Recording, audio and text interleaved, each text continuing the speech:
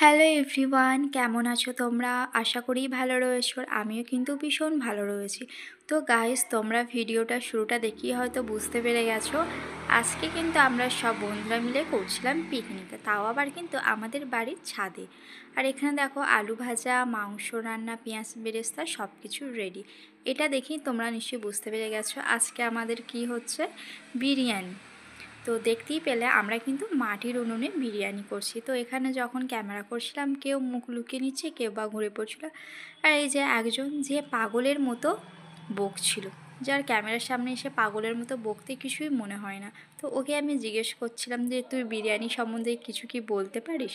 ও তখন আমাকে বলল আমি বিরিয়ানি একাই খেয়ে ফেলতে পারবো।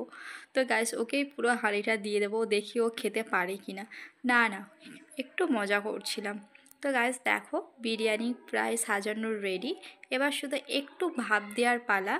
তো ভাপ দেওয়া হয়ে গেছে, এখন আমরা সবাই মিলে খেতে বসে পড়েছি। সো আজকের মতো ভিডিওটা এই পর্যন্ত। দেখা হচ্ছে তোমাদের সাথে পরের ভিডিওটা। আর ভিডিওটা কেমন লাগলো অবশ্যই কমেন্ট করে জানিও।